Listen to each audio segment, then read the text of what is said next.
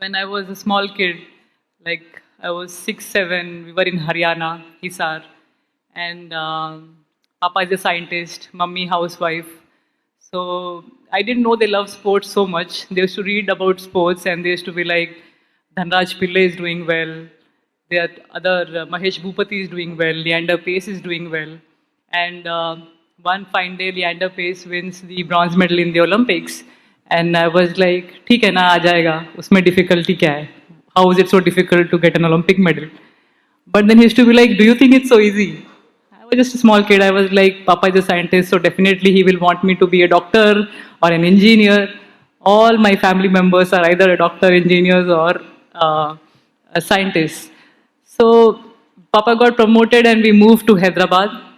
And I was a sporty person. I used to love playing all kind of sports. Along with, I was very good at studies as well. So when we moved to Hyderabad from Haryana, I was requesting my father. My friends are all left behind. What do I do after school? And he was like, karate classes are going next to the house. So why don't you join karate class for a year? And I was so competitive. I was the only girl among like 7, 8 boys over there, and I was like, yes, I will show all of them today.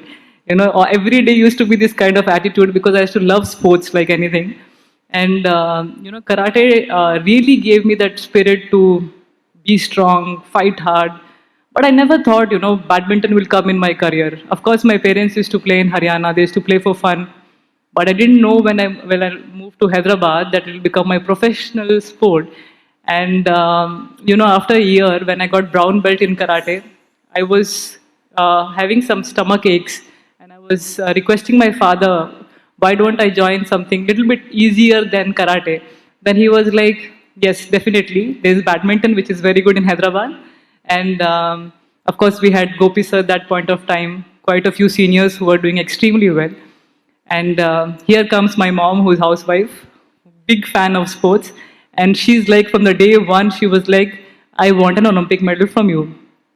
What is she even talking? I'm only hearing about Chinese, Koreans, and all the top athletes are from there. And she's telling me that I will become an Olympic medalist. And I used to laugh at her, and she used to be very, very angry on that, of course. And she's not a normal mom for sure. She was someone who was really behind me to achieve that. But initially, yeah, I was just like, maybe I'll play for 2 hours, come back, go to school.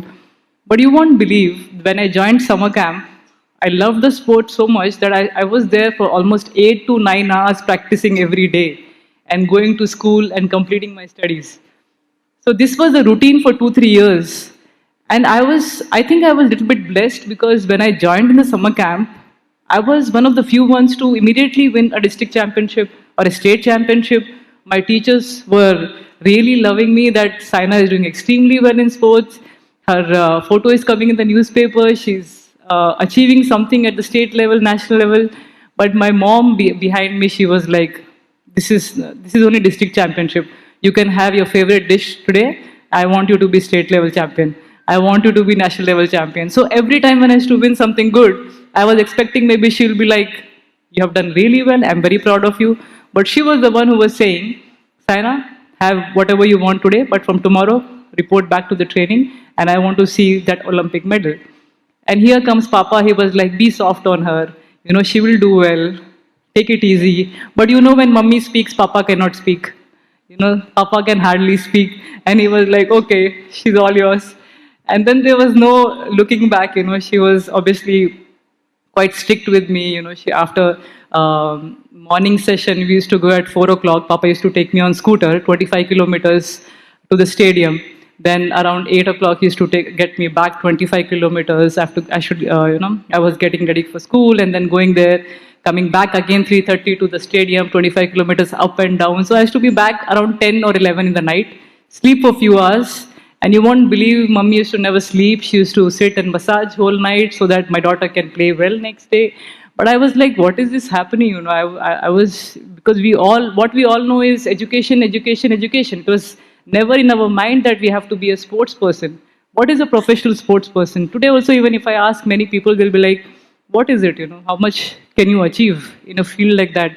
But, I never thought about it. She never actually told me what my future will be like. What I used to earn was like 500,000 rupees. But today, obviously, when you look at it, it's really gone up because of the popularity. But initially, when I started, they were, I can understand their situation. They took such a big risk. Obviously, when they were in such big backgrounds like scientists and doctors, they can easily discuss maybe with my mom, with my cousins and everyone that Saina should be a doctor or an engineer. Why a sports person? They used to have this kind of discussion. But my mom was the only one who used to fight back and say that no, she's going to be a sports person. And then I became the state champion, and then comes the national championship. I remember that one national championship, it was very special. It was under 13, and I was playing really well. I, in fact, trained really hard for that. And you know, when I came out, I just lost by 1 or 2 points. I came out, I was like really proud that I did well. I lost to someone who was actually a little bit better than me. But you know, all my friends were sitting, they were cheering for me. I came out, my mom was standing there, and she just gave me one tight slap. She was like, "Was it your best performance? Do you think it was your best performance?" And I was like, "Yes, mommy." But she was like, "No. For me, it's you were good, but you know, you could have done better." So that was the few lines which she told me. And she went from there, and all my friends were laughing. And what I was thinking, I will show you all one day. I will show you all one day. And today, when I meet them, they're still with me. They have become coaches, and they're like, "Kash, हमारी mummy भी एक कुछ ऐसा कर देती." I'm like, "अब तो गया, past is past."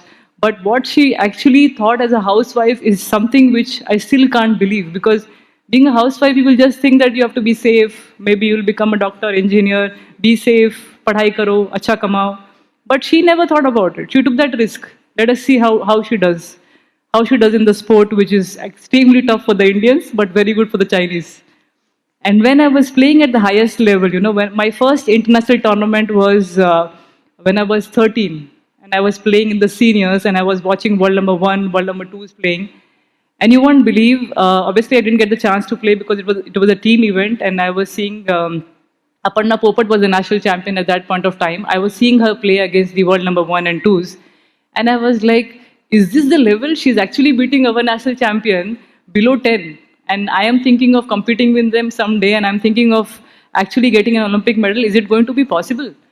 So what I used to do was, after our team matches, I used to run 2 hours around the stadium and make sure I sleep peacefully, because after seeing those players, I used to go mad. You know, this is a competition I have to face in the future. But within 2 years, again, there was only improvement. I played my first Commonwealth Games at the age of 15. We won the first bronze medal in the team championship. I beat world number 8 and world number 11, which was just unbelievable. And again, thanks to my coach for giving me that chance. Unfortunately, Aparna got injured, and I was like, yes, I'm going to prove it. And that's how, within 2, 3 months after that, I won the Philippines Open. I beat world number 3, and I was world number 200 at that point of time. So I was just thinking that with one person's confidence, with my coach's belief that she is going to be the world champion, she's quite well behaved, she's quite disciplined, she's definitely going to do well. With this kind of positive attitude, motivation, I could become world number one, which is unbelievable. We have never done in the women's field before. Getting the Olympic medal, I was actually standing on the podium and thinking, at that point when we didn't have any champions from badminton field, my mom was thinking that she can do it, and I did that, and I won the 11 Super Series titles. So sometimes I want to tell to the young kids here, you know, belief is very important. It's not about working hard. You will work hard. You will extremely work hard. Your parents will put pressure for you to work hard. But you will have to believe in yourself. If you don't believe, it's going to be very tough. You know, you will have your moments of ups and downs. For players, it's more downs than ups, because we have 17, 20 tournaments in a year, and you sometimes you don't win anything. Sometimes you reach the finals. Sometimes it's again back to zero. But you have to come back again. You have to cry there, do whatever you want. But next day morning, when you see these Chinese, Koreans training there, again 6 o'clock in the morning, why do they have to do it even after winning the Olympic gold? Because they want to achieve more. So the kids here, I want you to be more prepared. I know even if you're first in the class, it doesn't matter. You have to be first everywhere. Make sure you work hard again and again. It's not the end. The attitude ka kuch jagah nahi hai. You know, I tried to show a little bit of attitude. My parents were like, "Come down. This is not going to work. It's not going to help. Finally, whatever you achieve in your life, money, car, ghar, I got all of that, and I was like, maybe this will make me happy. Of course, it will make everyone happy, but finally, the happiness you get by what you achieve again and again is something special. You will not be happy anymore in that house or car or money. It's going to be that badminton tournament, winning for the country, achieving for yourself, your parents. That is all what is actually going to be behind you, and that is actually people are going to remind you for. So Saina Nehwal, I'm sure you will remind me as world number one Olympic medalist and winning so many Super Series titles. And I'm really proud that I could do so much for my country. And there's so many youngsters who are actually playing badminton and doing well. But all of you here, just listen to your parents and teachers. They are experienced. I know sometimes it is harsh, it is tough. You want to give back answers. I know it's tough.